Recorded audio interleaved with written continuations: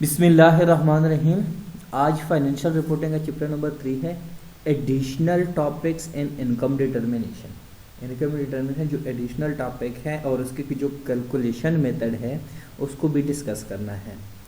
तो आज का जो टॉपिक है वो है additional topics in income determination और लर्निंग ऑब्जेक्टिव्स जो है हमारे आज के कंटेंट के। फर्स्ट वन है when is it appropriate to recognize revenue before or after the point of sale, कि हमें जो है रेवेन्यू को कब रिकॉग्नाइज करना चाहिए, बिफोर या after a point of sale, तो उसकी हम डिटर्मिनेशन कैसे करते हैं। सेकेंड वन है revenue recognition details for long term construction contract agriculture commodities and installation sale. तो जो कंट्रैक्ट मेथड है इसका, उसके बारे में भी हम जो है न्यूमेरिकल से सॉल्व करके समझेंगे।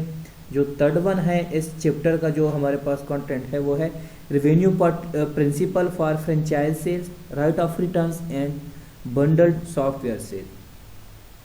और ये हमारे आज के लेक्चर में हम डिस्कस करेंगे। और बाकी ये जो है आगे जो प्रिंसिपल है और जो डिफरेंट टेक्निक्स यूज़ होते हैं और डिफरेंट मेथड जो है इसके डिटर्मिनेशन के, वो हम अगले चैप्टर में डिस्कस करेंगे। तो सबसे पहले जो हमने लास्ट लेक्चर में डिस्कस किया था उसको रिकॉल करते हैं, रेवेन्यू रिकॉग्निशन की। इसको मैंने डिटेल से जो है इसकी बात की थी, तो इसको दोबारा में ये चीज़ें दोबारा डिटेल से नहीं एक्सप्लेन करना चाहता। तो इसमें जो है सबसे पहले कंडीशन 1 है, इसको देखते हैं। The critical event in the process of earning the revenues has taken place. इसकी जो है हमने बात की थी, रेवेन्यू रिकॉग्निशन की जो है दो हमारे पास कंडीशन होते हैं। एक जो ये कंडीशन है कि हमारे पास जो अर्निंग रेवेन्यू है, ठीक है, उसका प्रोसेस जो है वो कब होता है, मतलब आफ्टर द सेल है या बिफोर द सेल है। सेकंड वन है the amount of revenue that will be collected is reasonably assured and is measurable with a reasonable degree of reliability. तो इसके बेस पे हमारा आगे जो आज का चैप्टर है उसको डिटेल से हम डिस्कस करते हैं। फर्स्ट वन देखें, revenue recognition prior to sale. देखिए, अगर हमने रेवेन्यू रिकॉग्नाइज कर दी है किसी भी प्रोडक्ट को या सर्विसेज प्रोवाइड करने से पहले, तो उसमें देखें हमारे पास है लॉन्ग टर्म कंस्ट्रक्शन प्रोजेक्ट। इसमें हमारे पास आ जाता है लॉन्ग टर्म कंस्ट्रक्शन प्रोजेक्ट। अब देखें, जब हम कोई कंस्ट्रक्शन करते हैं, ठीक है, तो उसकी कंट्रैक्ट प्राइस होती है। जो कंट्रैक्ट प्राइस जो है वो साइन होती है, तो इसका मतलब है इसके जो रेवेन्यू है, ठीक है, वो हम उस काम से पहले ही रिकॉग्नाइज करते हैं और असाइन करते हैं। तो इसी एग्जांपल को आगे लेके जाते हैं। Before construction begins a formal contract has been sign. जब भी कॉन्ट्रैक्ट होता है दो फर्म्स के दरमियान या दो कॉन्ट्रैक्ट्स जो होते हैं, ठीक है, उनके दरमियान, तो वो क्या करते हैं, वो कॉन्ट्रैक्ट प्राइस को भी साइन करते हैं, ठीक है, कि इस पर्टिकुलर यूनिट की, ठीक है, कितनी प्राइस होनी चाहिए। तो फर्स्ट वन तो ये हो गए, the buyer is assured and the contract price is specified, ठीक है, फर्स्ट पॉइंट ये हो। अब सेकंड पॉइंट में क्या है, consequently both revenue recognized condition are satisfied prior to the time of sale. तो कॉन्ट्रैक्ट में ये होता है रेवेन्यू रिकॉग्निशन वो कैसे करते हैं कि उनके पास क्या होता है, दोनों के पास वो ये सेटिस्फाई करते हैं कि टाइम ऑफ सेल इसकी वैल्यू क्या होगी। वो पहले से ही उसको क्या करते हैं, वो उसको डिटरमाइन करते हैं और उस पर साइन करते हैं उस कॉन्ट्रैक्ट के ऊपर। तो इसके अंदर भी जो है दो कंडीशन है। कंडीशन 1 क्या है, the critical event is actually construction thus revenue is earn over time is the project progresses towards completion. तो कुछ तो ये होता है कि टाइम के साथ साथ कि जितना प्रोजेक्ट कंप्लीट होता है उसके प्रोग्रेस के साथ साथ वो रेवेन्यू भी जनरेट करते हैं, अपना रेवेन्यू भी अर्न करते हैं, ठीक है। तो सेकेंड वन कंडीशन इसमें क्या है, measurability is satisfy because there is a firm contract with a known buyer at a set price. Measurability में जो है वो सेट प्राइस के बेस पे क्या करते हैं, कॉन्ट्रैक्ट पे सेटिस्फाई होते हैं और अपनी मेरेबिलिटी करते हैं, जो भी उनकी प्राइस होती है उसके बेस पे। थर्ड वन हम क्या है, addition construction cost can be estimated with reasonable accuracy so that expenses can be matched with revenue. Addition में क्या करते हैं, यहाँ पे हमारे जो कि उनके एक्सपेंसेस है और रेवेन्यू जो है उनको मैच करते हैं, जिसको हम मैचिंग प्रिंसिपल कहते हैं। अब जो इसके कैलकुलेशन के मेथड है वो क्या है उसके बारे में डिस्कस करते हैं। फर्स्ट वन देखें, परसेंटेज ऑफ कंप्लीशन मेथड। ये एक मेथड है, revenue is recognised in proportion to the work done each period. जैसे कि हमने फर्स्ट कंडीशन में बात की है कि कितना काम हुआ है, ठीक है, और उस काम के बदले में कितना रेवेन्यू रिकॉग्नाइज किया गया है, तो इसको कहते हैं परसेंटेज ऑफ कंप्लीशन मेथड। तो नेक्स्ट स्लाइड में हमारे पास एक एग्जाम्पल है, उस एग्जाम्पल के थ्रू हम इस जो है मेथड को समझेंगे। तो देखिए हमारे पास एग्जाम्पल क्या है, सॉलिड कंस्ट्रक्शन कॉर्पोरेशन है, ठीक है। तो इसमें देखते हैं हमारे पास जो गिवन डेटा है, contract price is 1 million and construction cost are estimated to be 800,000। जो कॉन्ट्रैक्ट प्राइस है, जो कॉन्ट्रैक्ट साइन किया गया है, ठीक है, उसकी वैल्यू है 1 मिलियन और कंस्ट्रक्शन कास्ट जो है टोटल वो है 800,000, 8 लाख रुपए है। तो इसमें हमने फाइंड करना है, जो सबसे पहले हम देखते हैं हमारे पास कौन सी वैल्यू जो है, जो गिवन डेटा है उसको देखते हैं। यहाँ पे 3 साल लिए हैं, ठीक है, 2005, 2006 and 2007।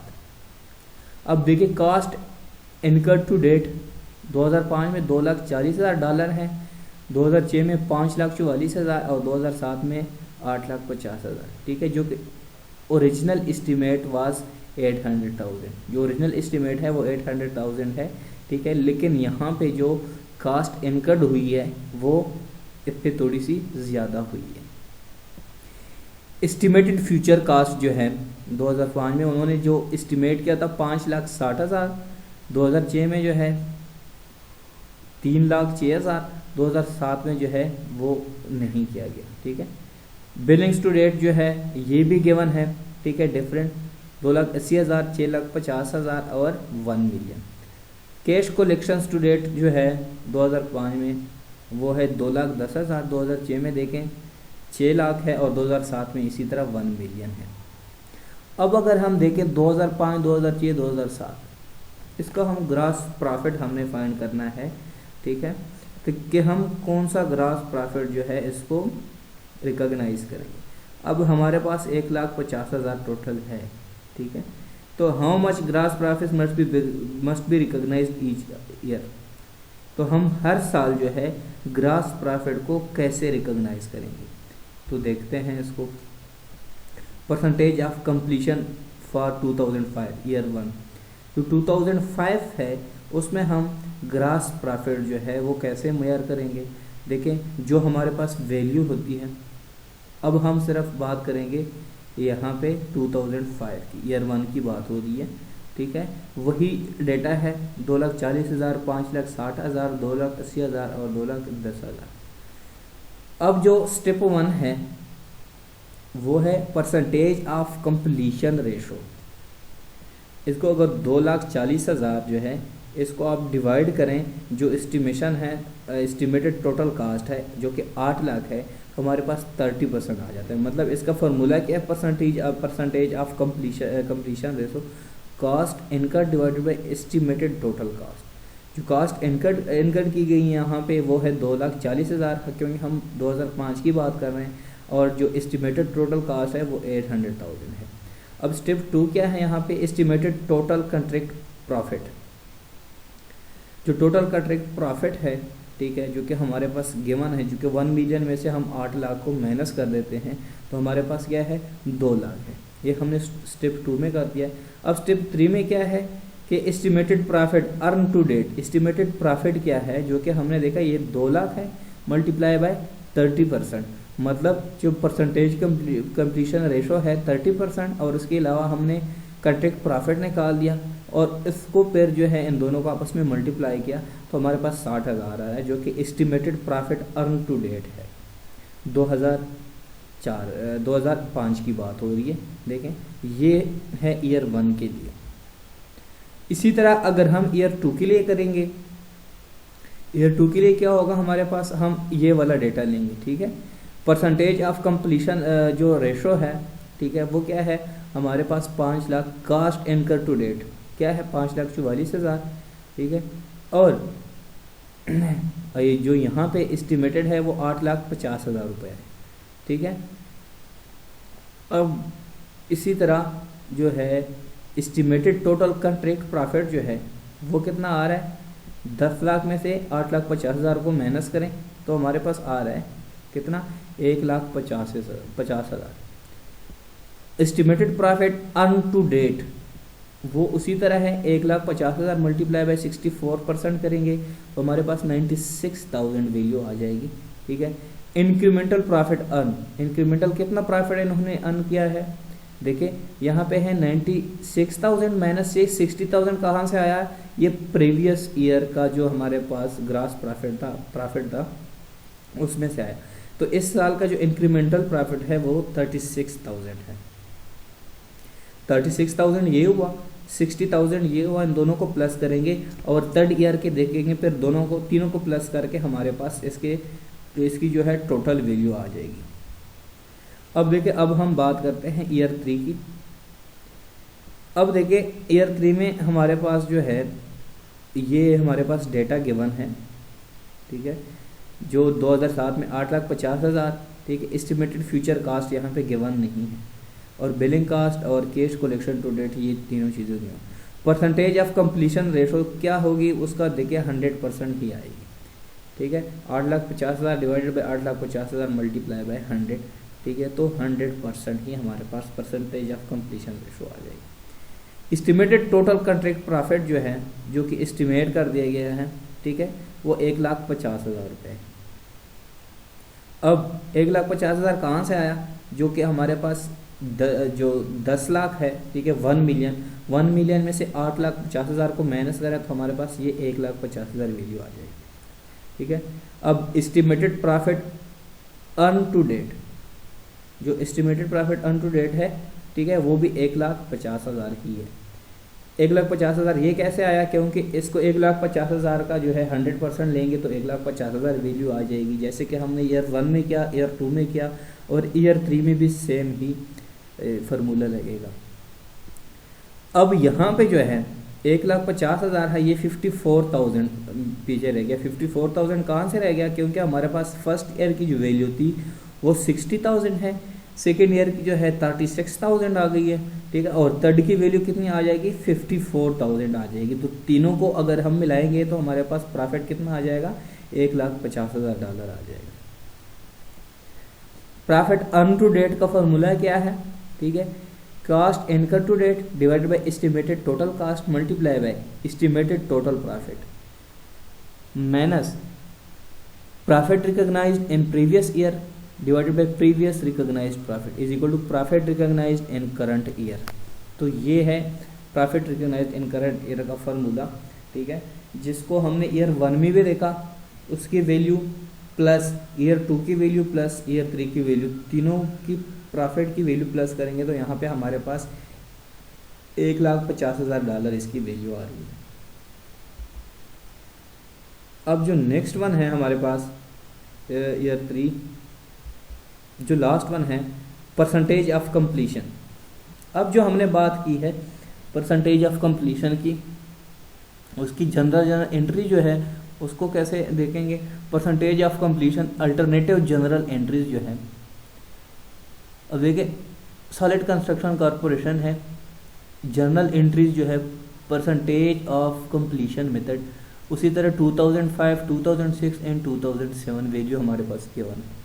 To record cost incurred inventory construction in progress, construction जो कि प्रोग्रेस में है वो है 2,40,000 जो कि वैल्यू गिवन है। तो 2,40,000 हमने पे करने हैं उसको। ठीक है, तो अकाउंट पेबल कैश जो है वो है 2,40,000। इसी तरह जो 2006 में इसकी वैल्यू है 3,04,000 है। ठीक है, और इसी तरह 2007 में 3,06,000 रुपये वैल्यू है। तो इनकी जो है इन्वेंट्री जो है सिंपल हम क्या करेंगे, डेबिट करेंगे, और अकाउंट पेबल जो है उसको हम क्रेडिट करेंगे। अब जो नेक्स्ट वन है इसके बाद टू रिकॉर्ड इनकम रिकॉग्निशन। देखो हमने देखो प्रॉफिट 1 जो है, ठीक है, इन्वेंट्री से वो है 60,000 फर्स्ट 2005 में, 2006 में हमने देखा 36,000 और 2007 में देखा 54,000। अब देखें इन्वेंट्री कंस्ट्रक्शन इन प्रोग्रेस जो है वो 60,000 है, income on long term construction जो है ये हमारा क्रेडिट हो जाएगा 60,000, यहाँ पे 36,000 हो जाएगा और यहाँ पे जो है उसी तरह 54,000 हो जाएगा। अब अल्टरनेटिव एंट्री देखें, इन्वेंट्री कंस्ट्रक्शन इन प्रोग्रेस जो है 60,000, कंस्ट्रक्शन एक्सपेंस जो एक्सपेंस है, ठीक है, कंस्ट्रक्शन रेवेन्यू, ये दो हमारे पास डेबिट हो जाएंगे। कौन कौन से? इन्वेंट्री कंस्ट्रक्शन इन प्रोग्रेस 60,000 और कंस्ट्रक्शन एक्सपेंस। जैसे कि आपको पता है एक्सपेंस जब इंक्रीज हो जाता है तो हमारे पास डेबिट हो जाते हैं, ठीक है, तो वो ये हमारे पास आ जाएगी। इसी तरह रेवेन्यू जो है, कंस्ट्रक्शन रेवेन्यू जो है वो हमारे पास 3 लाख है यहाँ पे, लेकिन 2006 में इसकी वैल्यू अलग है और 2007 में, तीनों में जो है इनके साथ जो सेम ट्रीटमेंट की जाएगी, ठीक है, क्योंकि इन्वेंट्री और कंस्ट्रक्शन एक्सपेंस जो है दोनों डेबिट हो जाएंगे, तो 2005 में भी, 2006 में भी और 2007 में भी, ठीक है। इसी तरह कंस्ट्रक्शन जो रिवेन्यू है वो क्रेडिट करेंगे 2005, 2006 और 2007 में।